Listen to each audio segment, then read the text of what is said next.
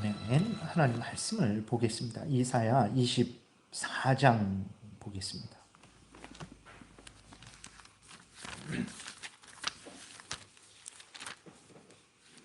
이사야 24장, 25장까지 주보 24장, 24장만 우리 보겠습니다. 교독하겠습니다.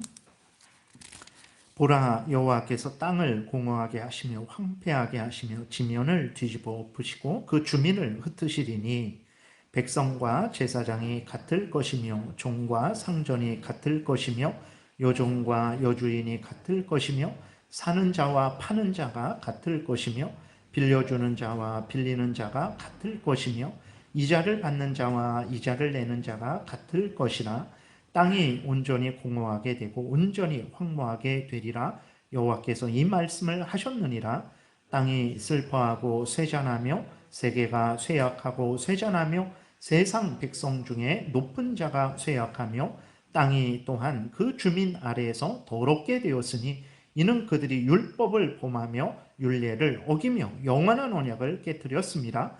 그러므로 저주가 땅을 삼켰고 그 중에 사는 자들이 정죄함을 당하였고 땅의 주민이 불타서 남은 자가 적도다. 새 포도즙이 슬퍼하고 포도나무가 쇠잔하며 마음이 즐겁던 자가 다 탄식하며 솟구치는 기쁨이 그치고 즐거워하는 자의 소리가 끊어지고 수금 타는 기쁨이 그쳤으며 노래하면서 포도주를 마시지 못하고 독주는 그 마시는 자에게 쓰게 될 것이라. 약탈을 당한 성읍이 허물어지고 집마다 닫혀서 들어가는 자가 없으며 포도주가 없으므로 거리에서 부르짖으며 모든 즐거움이 사라졌으며 땅의 기쁨이 소멸되었도다. 성읍이 황무하고 성문이 파괴되었느니라. 세계 민족 중에 이러한 일이 있으리니 곧 감람나무를 흔듦 같고 포도를 거둔 후에 그 남은 것을 주움 같을 것이라. 무리가 소리를 높여 부를 것이며 여호와의 위엄으로 말미암아 바다에서부터 크게 외치리니 그러므로 너희가 동방에서 여호와를 영화롭게 하며 바다 모든 섬에서 이스라엘의 하나님 여호와의 이름을 영화롭게 할 것이라. 땅 끝에서부터 노래하는 소리가 우리에게 들리기를 의로우신 이에게 영광을 돌리세 하도다. 그러나 나는 이르기를 나는 쇠잔하였고 나는 쇠잔하였으니 내게 화가 있도다. 배신자들은 배신하고 배신자들이 크게 배신하였도다. 땅의 주민아 두려움과 함정과 올무가 내게 이르렀나니 두려운 소리로 말미암아 도망하는 자는 함정에 빠지겠고 함정 속에서 올라오는 자는 올무에 걸리리니 이는 위에 있는 문이 열리고 땅의 기초가 진동함이라. 땅이 깨지고 깨지며 땅이 갈라지고 갈라지며 땅이 흔들리고 흔들리며 땅이 취한 자 같이 비틀비틀하며 원두막 같이 흔들리며 그 위에 죄악이 중함으로 떨어져서 다시는 일어나지 못하리라. 그 날에 여호와께서 높은 데에서 높은 군대를 벌하시며 땅에서 땅의 왕들을 벌하시리니 그들이 죄수가 깊은 옥에 모임같이 모이게 되고 옥에 갇혔다가 여러 날 후에 형벌을 받을 것이라. 그때 달이 수치를 당하고 해가 부끄러워하리니 이는 만군의 여호와께서 시온산과 예루살렘에서 왕이 되시고 그 장로들 앞에서 영광을 나타내실 것임이라. 아멘. 기도드리겠습니다. 살아계신 하나님 감사합니다. 이 시간 성경을 통해서 알려주시는 하나님의 뜻을 전하고 듣고자 하오니 성령께서 역사하셔서 잘 깨달아 알게 도우시고 또 알려주시는 대로 믿고 따르게 도우소서. 감사드리고 예수 그리스도의 이름으로 기도드렸습니다. 아멘. 24장을 우리가 읽었는데 24장, 25장, 26장, 27장, 24장부터 27장까지는 하나님께서 이제 특별히 심판주로서 이 땅의 모든 사람들에 대한 심판을 행하실 것에 대해서 말씀하고 있는 내용입니다. 그래서 그런데 오늘은 이제 24장만 살펴보는 시간을 갖겠습니다. 그런데 하나님의 심판은 이제 어떤 심판입니까? 이 땅에서는 완전히 이루어지지 않는 심판이에요. 마지막 때에 최종적으로 이루어지는 심판이라는 것을 우리가 늘 생각을 해야 됩니다. 마지막 때에는 이제 심판이 행해지는데 인간이 행한 모든 것에 대해서 아무리 사소한 생각일지라도 아무리 사소한 말일지라도 하나님께서 인간이 행한 모든 것에 대해서 공의로 심판하실 것이라는 것을 우리는 늘 생각하고 잊지 말아야 됩니다. 그래서 그리스도인들도 심판받을 거예요. 물론 지금도 예수 그리스도께서 우리의 구원자가 되셔서 우리를 지켜주실 것이고 마지막 때에 심판받을 때에도 우리의 구원자로서 우리를 지켜주실 거예요. 그럼에도 불구하고 우리가 생각한 것에 대해서 말한 것에 대해서 행한 것에 대해서는 심판을 받을 거예요. 그때 만약에 예수 그리스도가 없다면 우리는 영원한 지옥불에 던져져야 되겠죠. 왜냐하면 구원을 받은 이후로도 온전히 살지 못하고 생각으로도 말로도 행동으로도 많은 죄를 진 것이 마지막 날에 분명히 드러날 것이기 때문에 그렇죠. 그러나 지금도 예수 그리스도께서 우리의 구원자로서 우리를 구원해 주신 것처럼 그때 마지막 때에도 우리들의 죄가 드러날 것이지만 그때에도 예수 그리스도께서 우리의 구원자로서 우리의 중보자로서 우리를 지키시고 보호하시고 우리를 구원해 주실 것입니다. 그래서 그 마지막 심판은 우리가 멸망의 심판이 아니라 우리가 영원한 영생을 얻는 예수 그리스도를 믿음으로 말미암아 구원이 완전히 이제 확정되어서 영원한 새하늘과 새 땅에서 하나님과 함께 영광을 누리는 그러한 심판이 될 것이지만 그럼에도 불구하고 우리가 생각하고 말하고 행한 것에 대한 그 판단을 받는 때라는 것을 우리가 잊지 말고 살아계신 하나님 앞에서 두렵고 떨림으로 이후에 이 땅에서의 구원받은 이후의 삶, 이 땅에서의 삶을 하나님 앞에서 살아가야 될 것입니다. 마태복음 12장 36절에 보게 되면 내가 너희에게 이르노니 사람이 무슨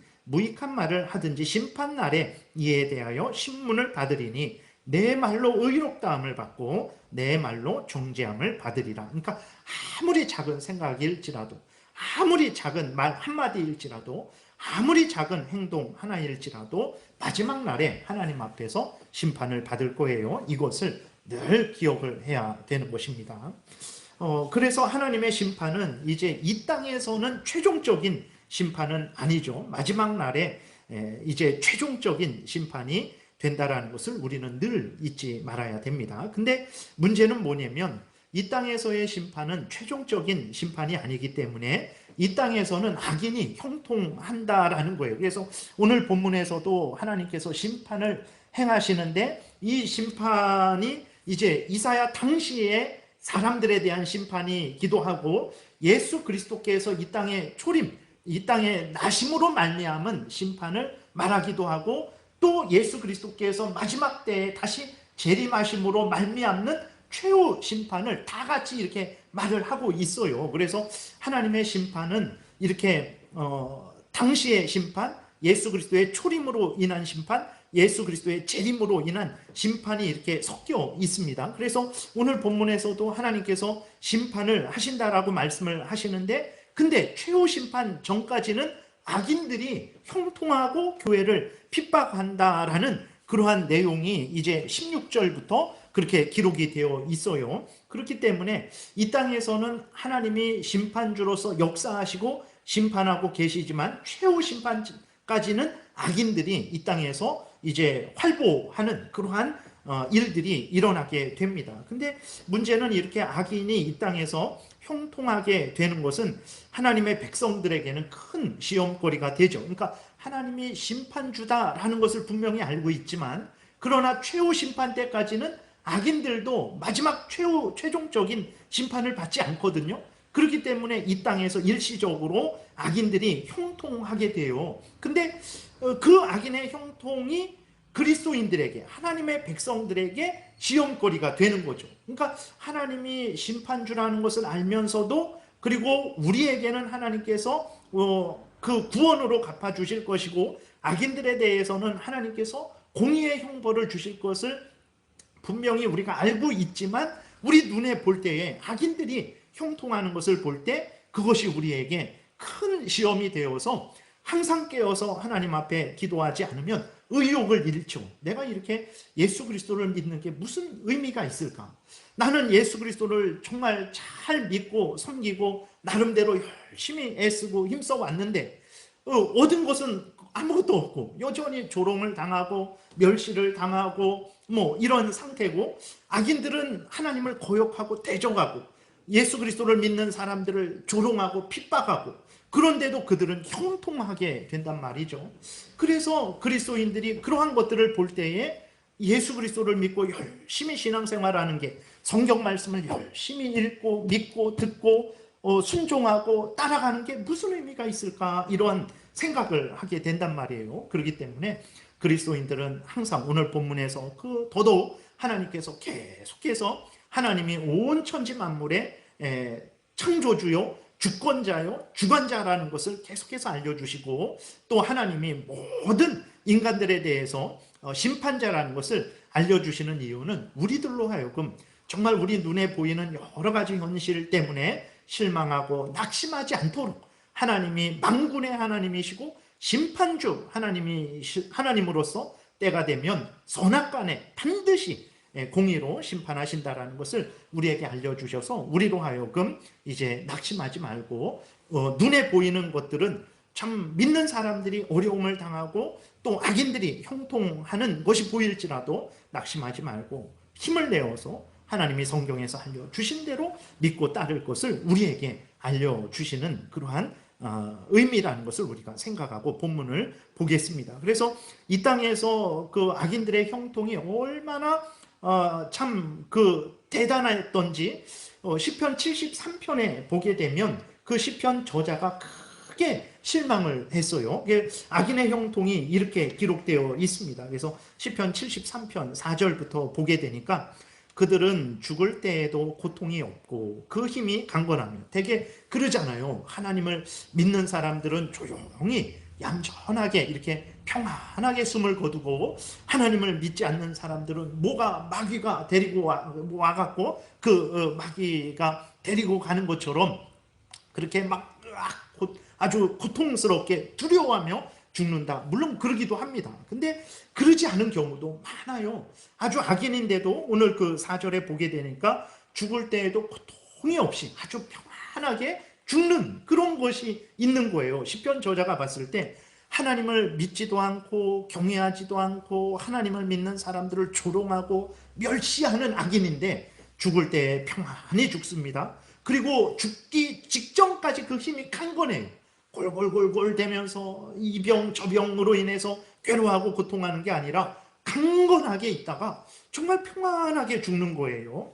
5절에 보게 되면 그 악인들은 사람들이 당하는 고난이 그들에게는 없고 사람들이 당하는 재앙도 그들에게는 없나니, 그러므로 교만이 악인들의 목걸이요 강포가 그들의 옷이며 살찜으로 그들의 눈이 솟아나며 그들의 소득은 마음의 소원보다 많으며, 악인이 천벌받아갖고 그렇게 악하게 번 돈을 다 잃어버려야 되는데 그러지 않습니다. 오히려 돈을 버는데 더 버는 거예요. 그런 일들이 있는 거예요.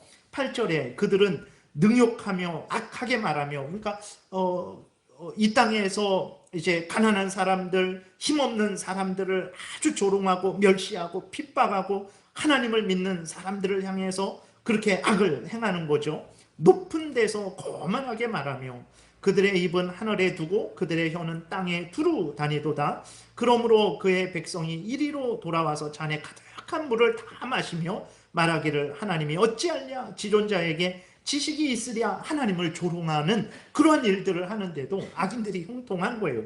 근데 하나님을 믿고 경외하는 시편 저자의 삶은 어떻습니까? 12절부터 보게 되니까 볼지어다 이들은 악인들이라도 항상 평안하고 재물은 더욱 불어나는데, 13절 내가 내 마음을 깨끗하게 하며 내 손을 씻어 무죄하다 한 것이 실로 헛되도다. 나는 종일 재난을 당하며 아침마다 징벌을 받았도다. 그러니까 악인들은 하나님을 믿고 경외하지도 않았어요. 힘없는 사람들을 착취하고 멸시하고 죽이며, 그리고 예수 그리스도를 믿는 사람들, 하나님을 믿는 사람들을 조롱하고 멸시하고 핍박하는데도 그 형통함이 이루 말할 수가 없었어요. 근데 시편 저자는 13절 14절에 보게 되니까 항상 잘 작은 일에도 신경을 쓰며 정말 그 작은 일인데도 불구하고 하나님 앞에서 죄는 미워하고 버리고 항상 하나님의 뜻대로 살려고 노력했죠. 그 결과가 무엇입니까? 14절에 보게 되니까 종일 재난을 당하는 거예요.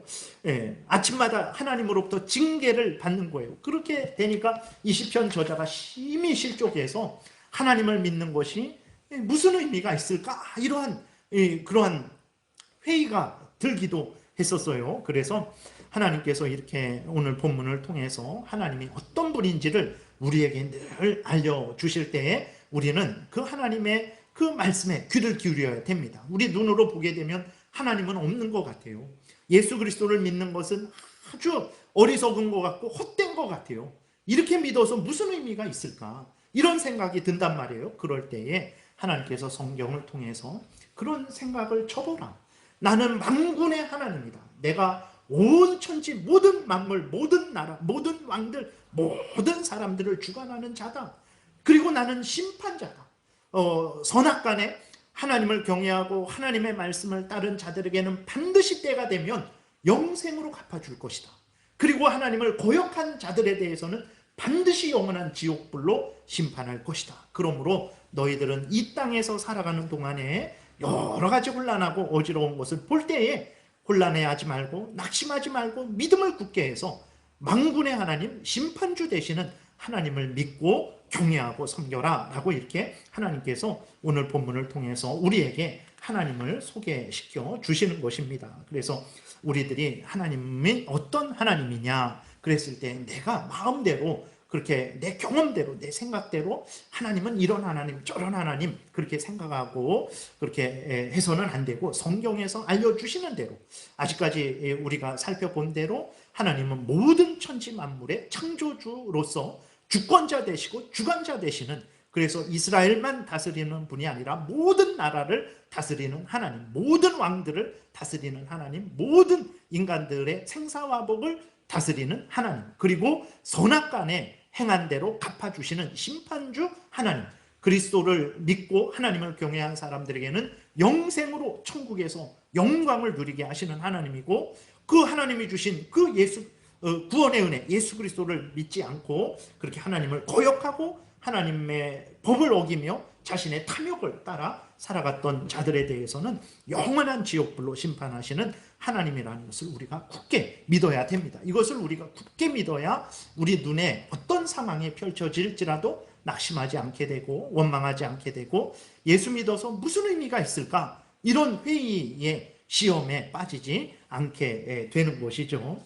그리고 우리가 심판에 대해서 잠깐 또 먼저 말씀드리면, 앞에서 말씀드린 대로 이렇게 성경에 보게 되면 하나님께서 심판하신다라고 이렇게 보는데, 이게 이렇게 되면은 이제 오늘 본문에서도 보게 되면 이게 마지막 심판 같기도 해요. 마지막 최후 예수님께서 오셔서 재림 때에 심판하시는 마지막 심판 같이 느껴지기도 하는데, 또 이렇게 보게 되면 마지막 심판 때 같지 않는 그러한 느낌도 우리가 받는단 말이에요. 왜 그러냐 그랬을 때에 하나님이 이러한 본문을 통해서 말씀을 하실 때에 첫 번째로는 그 당시 사람들에 대한 심판이 있습니다. 그 당시 이 하나님의 백성들에 대한 하나님의 뜻을 선언을 하는 거예요. 그 다음에 예수님 오시기 전이니까 그 다음에 예수 그리스도께서 오심으로 말미암은 하나님의 뜻에 대해서, 그러니까 이사야 당시의 상황 가운데 이사야 당시 사람들에게 말씀하시는 것을 통해서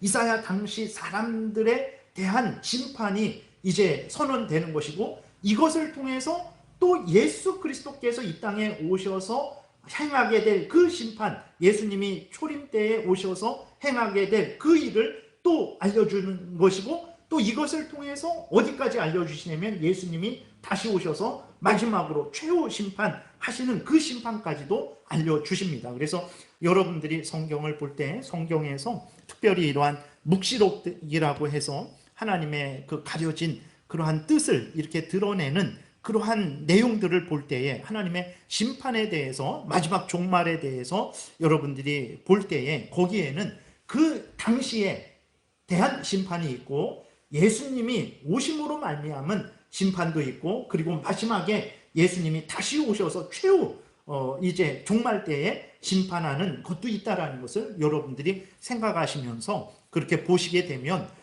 이제 그 성경을 좀 풍성하게 여러분들이 이해할 수 있게 될 것입니다. 그래서 그럼 예수님이 이 땅에 오신 게 무슨 심판인가? 마지막 때에 오셔서 심판하실 것에 대해서는 우리가 인정하겠는데, 예수님이 이 땅에 오신 것은 구원하러 오신 것 아닌가? 맞습니다.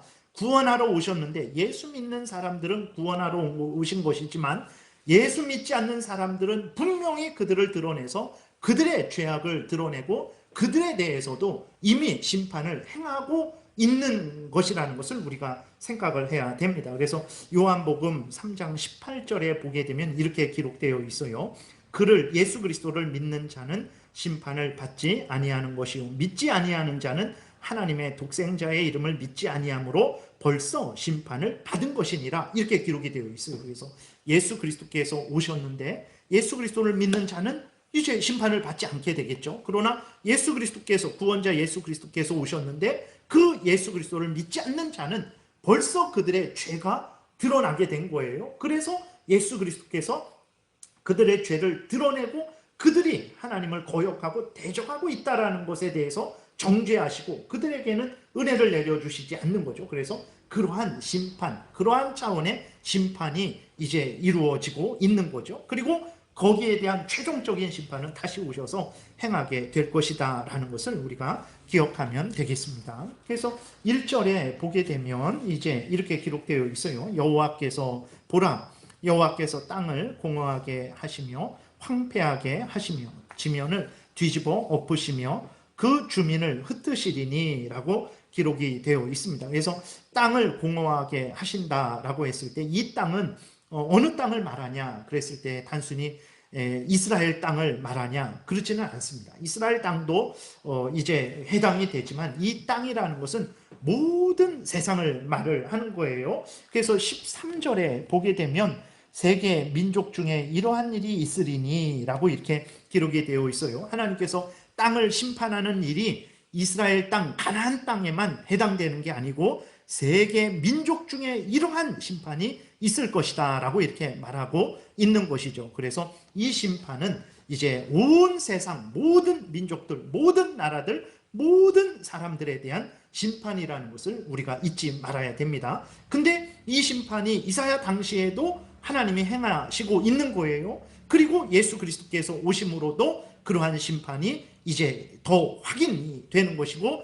최종적인 심판은 예수 그리스도께서 다시 오실 때 이루어진다라는 것을 우리가 항상 생각을 해야 되는 것입니다. 그래서 이 말씀은 이사야 당시에도 이제 해당되는 것이고 이사야 당시 사람들에게 예수 그리스도를 바라보게 하심으로 말미암아 택한 백성들은 예수를 바라보게 함으로 말미암아 소망을 얻고 위로를 얻게 하신 것이고 그 당시에 하나님을 거역하고 대적하는 자들은 예수 그리스도를 소개해 줬는데도 믿지 않음으로 말미암아서 그들에 대한 죄가 이제 분명하게 드러나고 그들이 이제 심판받을 것이다라는 그 선언이 선포된 것이고 예수 그리스도께서 실제로 오셨을 때 믿는 자와 믿지 않는 자가 분명히 드러나게 된 거죠. 그리고 마지막 때에는 이제 최종적으로 그 심판이 이루어지게 될 거예요. 그래서 하나님이 이렇게 심판을 하신다고 했는데 왜 끝이 안 날까? 왜 악인들이 형통할까? 그것은 심판의 그러한 세 가지 의미, 이사야 당시, 그 다음에 예수 그리스도께서 처음 초림하셨을 때, 그리고 예수 그리스도께서 재림하셨을 때 그러한 심판의 의미가 함께 들어가 있기 때문에 그렇다라는 것을 우리가 생각하면 되겠습니다. 그리고 하나님께서 이제 땅을 공허하게 하신다, 황폐하게 하신다, 지면을 뒤집어 엎으신다, 그 주민을 흩으신다라고 이렇게 1절에 기록이 되어 있는데 땅이 공허하게 되고 황폐하게 되고 그러니까 이 땅에 일어나는 여러 가지 재앙들이 있게 되는데 그것은 우연한 것이 아니라는 것을 우리는 늘 생각을 해야 됩니다. 하나님의 진노의 심판으로 인해서 이 땅에 재앙이 있다라는 것을 우리가 잊지 말아야 됩니다. 예를 들어서 오늘날 지구온난화가 이제 문제가 된다라고 말을 하잖아요. 그래서 여러 가지 문제가 발생한다고 엊그제 뭐 뉴스 보니까 알프스 산에 그 눈이 아주 많이 녹아갖고, 그 알프스 산이면 상당히 높은 곳이잖아요. 그리고 항상 뭐 그곳은 스키 타는 곳으로 유명한데, 스키장이 막 폐장이 되기도 하고 그냥 눈 조금 옆에 있는 데서 스키를 타는 그러한 뉴스를 보기도 했어요. 그러니까 사람들이 어떻게 합니까? 이대로 가다가는 심각하게 되겠다 해갖고 이제 휘발유나 경유로 가는 차를 단종하기로 했어요. 그래서 유럽연합에서는 2035년까지만 이제 그 휘발유나 경유로 가는 차를 만들기로 하고, 그 이후부터는 다 수소차나 전기차를 만들기로 했죠. 현대자동차도 뭐 25년부터 시작해서 40년까지만 내연기관차를 뭐 생산하겠다, 뭐 이렇게 계획을 했다고 합니다. 근데 물론 우리 인간들이 할 수 있는 일들은 해야 되겠죠. 근데 문제는 무엇입니까? 이 땅에 일어나는 그러한 여러 가지 재앙들, 이 땅이 공허하게 되고 황폐하게 되고 지면이 뒤집어 엎어지게 되는 그러한 일들은 누구로부터 시작된 것입니까? 사실은 그것은 하나님으로부터 시작된 거죠.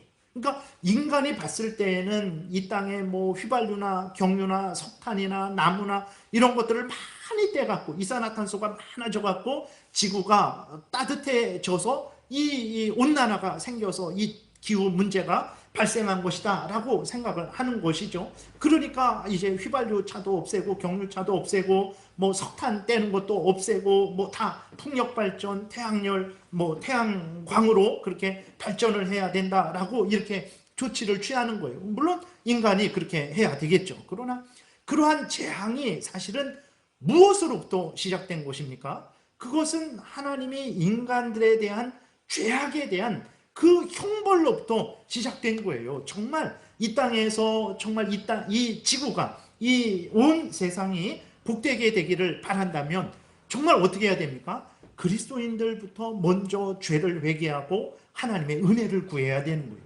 그 다음에 모든 사람들도 자기들의 죄를 인정하고 회개해야 됩니다. 그러면 하나님께서 이 지구에 은혜를 내려주실 거예요. 그 자연재해로 인해서 홍수나 아니면 뭐 혹한이나 이런 걸로 인한 그러한 재앙이 없게 할 거예요. 근데 사람들은 어떻게 생각을 합니까? 하나님이 심판주로서 죄악을 행하는 자들에게 심판을 내리시는데 뭐 온난화를 통해서 심판을 내리시든 아니면 폭우나 아니면 뭐 혹한을 통해서 심판을 내리시든 그것은 방식입니다. 방식. 하나님이 심판을 내리시는데 하나님이 방식을 사용하시는 거거든요. 근데 인간들은 그 이루어지는 방식만 보고 그 방식에 맞추어서만 움직이는 거죠.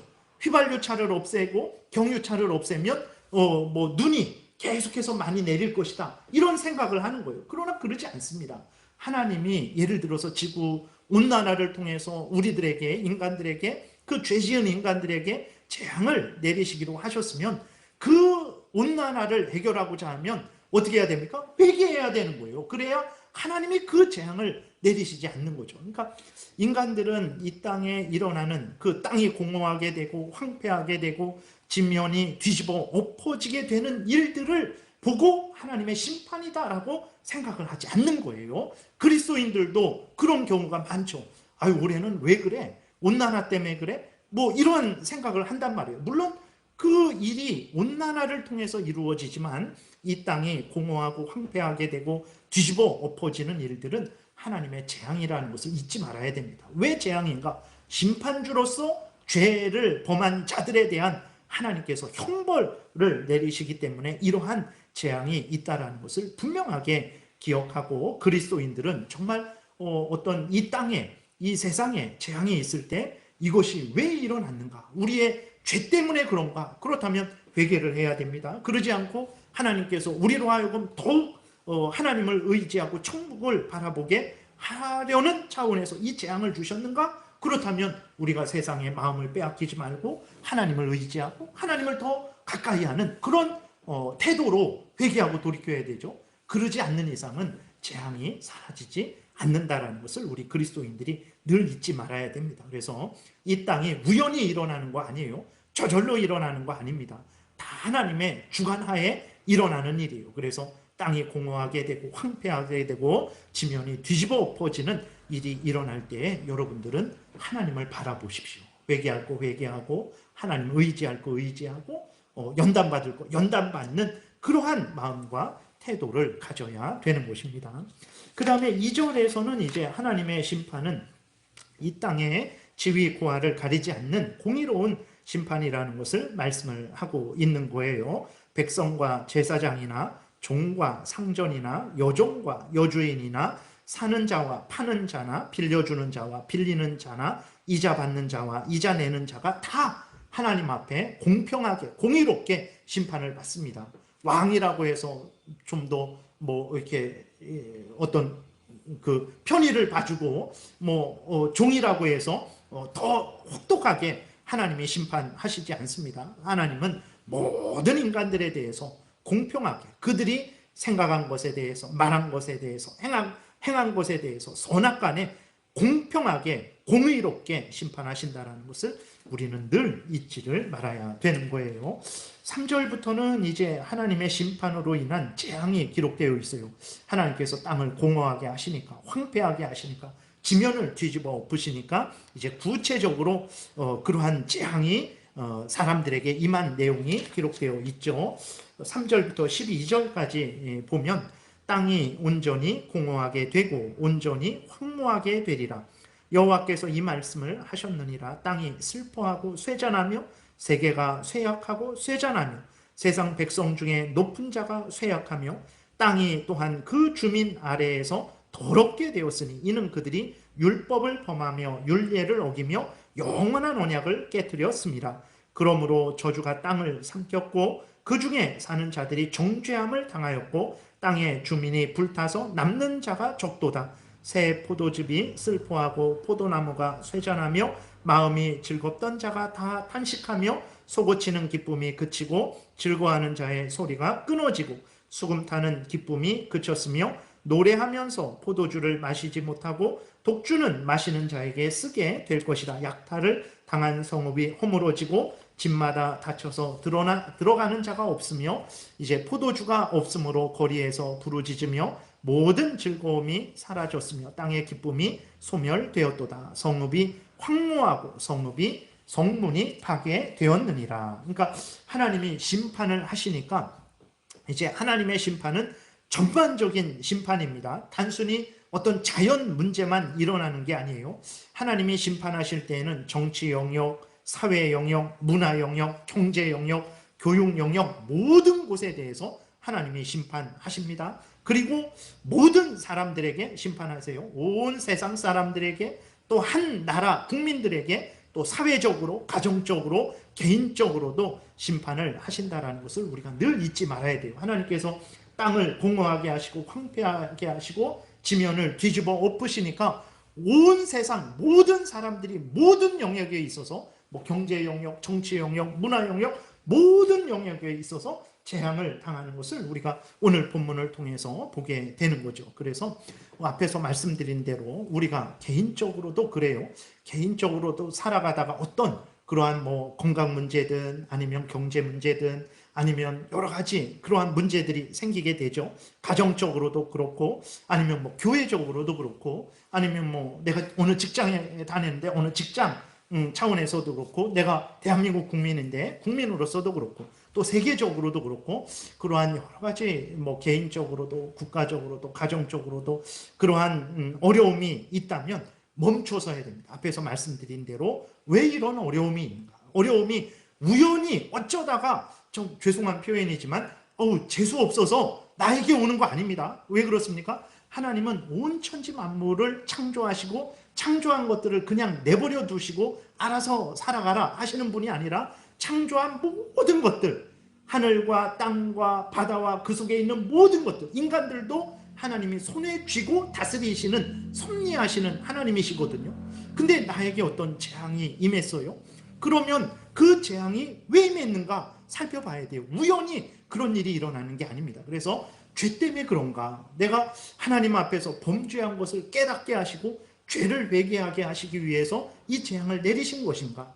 아니면 하나님이 내가 세상에 너무 그냥 빠져 있으니까 정신을 좀 차리라고, 깨어 있으라고, 천국을 바라보라고 하나님께서 나에게 이 재앙을 내려주신 것인가? 아니면 내가 너무 연약하니까 장성한 믿음의 그 강한 군사가 돼야 되는데 너무 연약하고 아직까지 어린아이 같은 믿음이니까 나를 연단하시기 위해서 하나님께서 이 재앙을 주신 것인가? 그리고 아니면 내가 다른 사람 생각도 못하고 나만 항상 생각했는데, 여러분 그렇죠. 어려움을 한번 아파 보면 다른 사람이 생각납니다.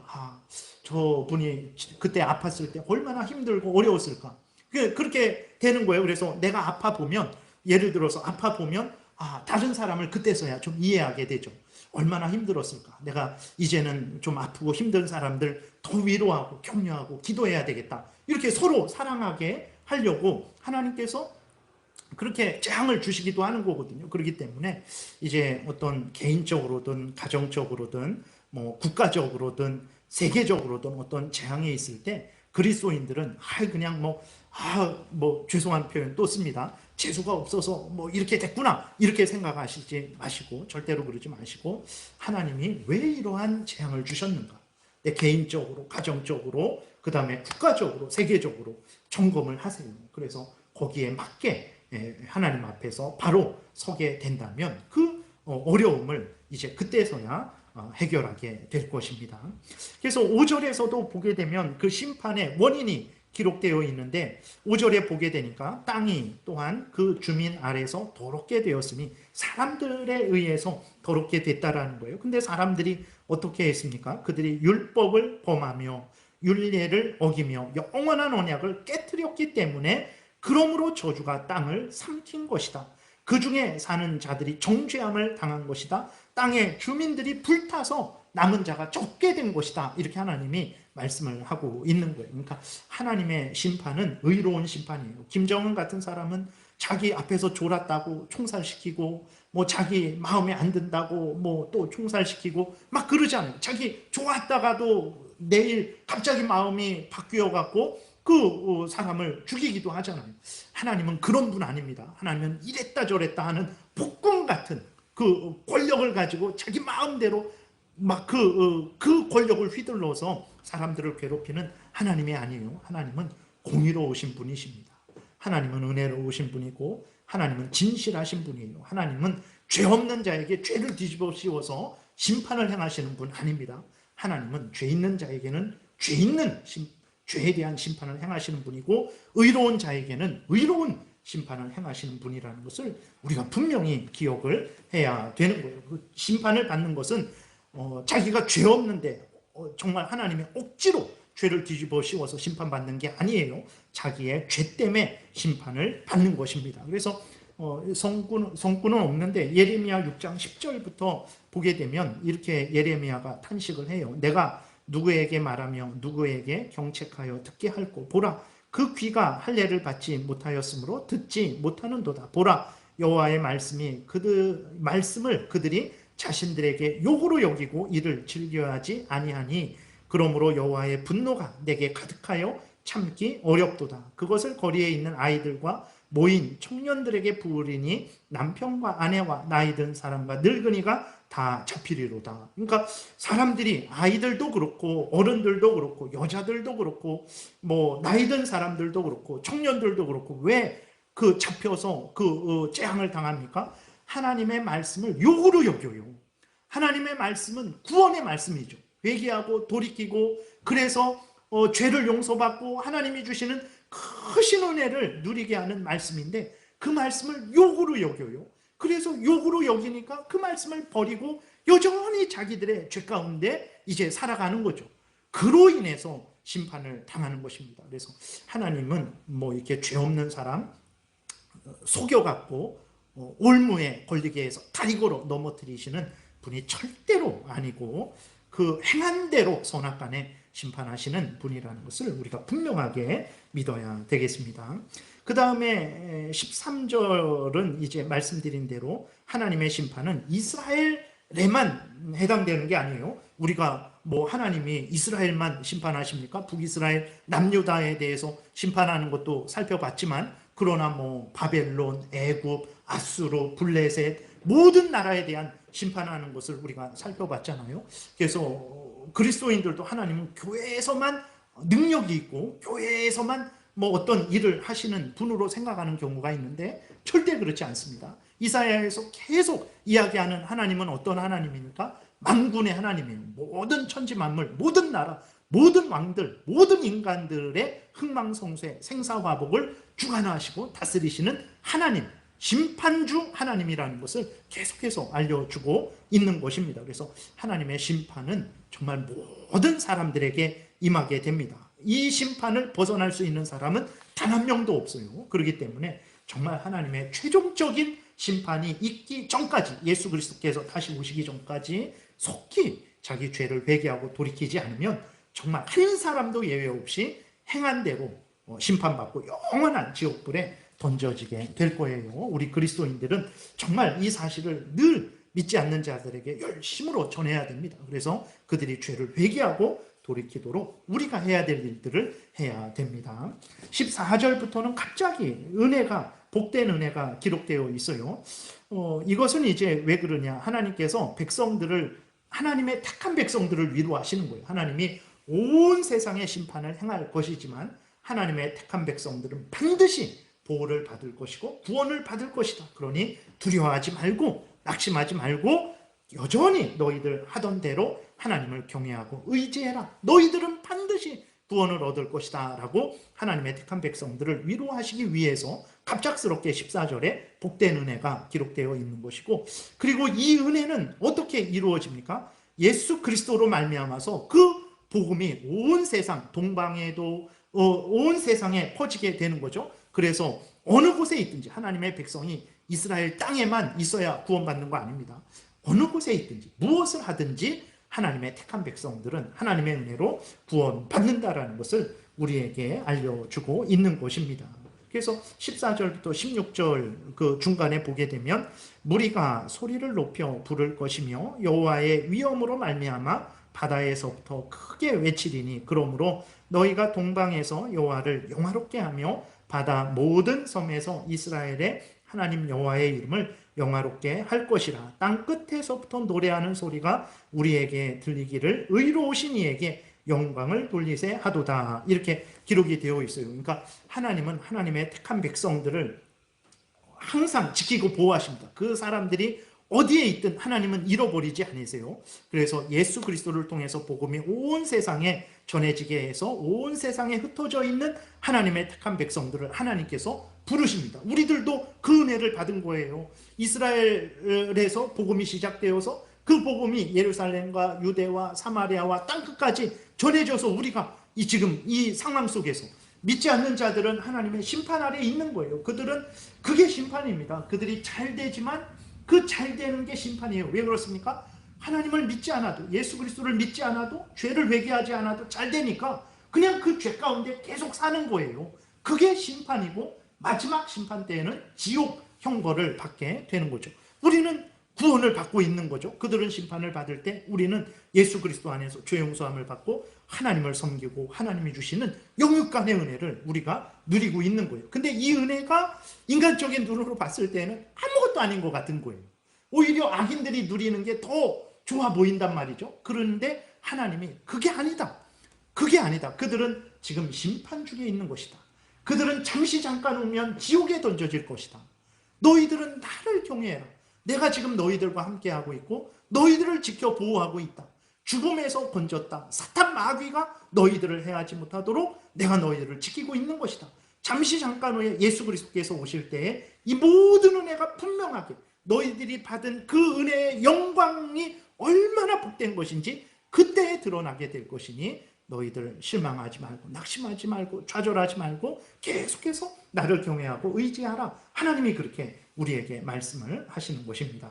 그 다음에 16절 그 중간부터 보게 되면 거기에서는 또 갑자기 그 배신자들에 대한 기록이 있고 17절부터는 심판의 내용이 있습니다. 그건 무엇이냐면 16절 중간부터 나오는 것은 이제 교회를 핍박하는 자들로 인한 고난에 대해서 말을 하는 거예요. 교회 안에서, 교회 밖에서, 교회 안에 있는 위선자들로 인해서 또 그리스도인들인데 항상 하나님 앞에 경외하지 않음으로 인해서 해를 끼치게 되죠. 다윗 같은 경우도 이제 하나님의 택한 백성임에도 불구하고 항상 하나님 앞에 깨어있지 않으니까 같은 하나님의 백성의 집안을 완전히 풍비박산 나게 해버린 거죠. 그 가정을 파탄 나게 해버린 거예요.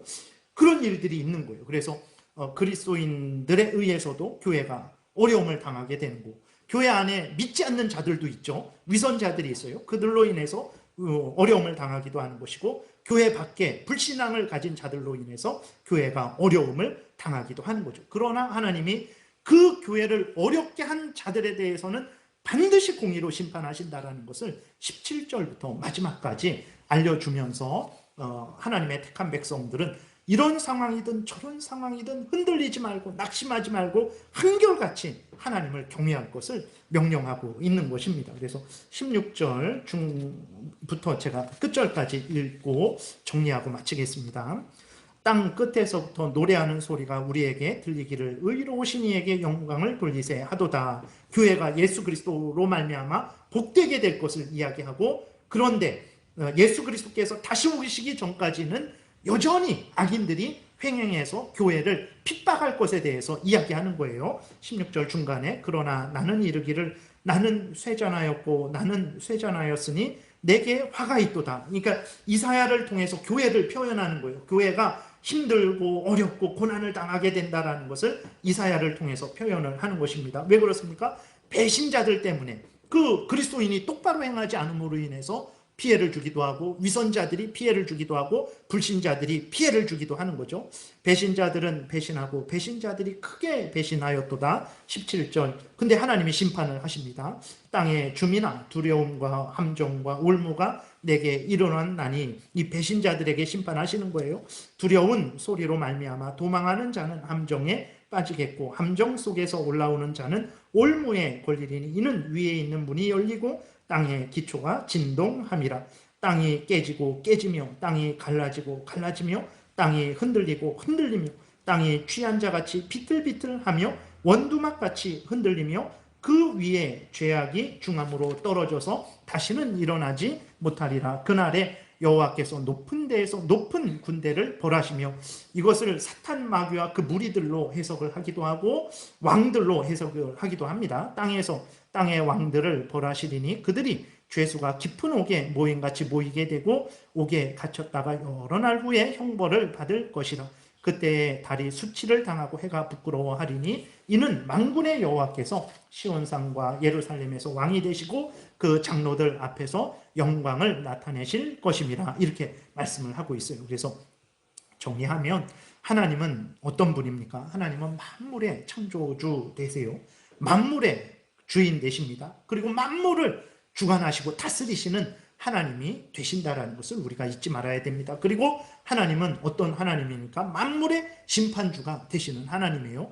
모든 인간들에 대해서 아담 이래로 마지막 종말 때까지 태어난 모든 인간들에 대해서 선악간에 심판하실 거예요. 악한 사탄 마귀와 그와 함께한 그 타락한 천사들에 대해서도 하나님은 심판하실 것이라는 것을 우리가 잊지 말아야 됩니다. 그런데 마지막 최후 심판 때까지는 어떻게 됩니까? 마지막 최후 심판이 아니기 때문에 그 사이에는 악인들이 형통을 합니다. 그리고 오히려 하나님을 믿고 섬기는 사람들이 조롱을 당하고 멸시를 당하고 죽임을 당해요. 지금도 뭐 북한이나 이슬람권에서 중국 같은 데에서는 진짜 죽습니다. 정말 죽어요.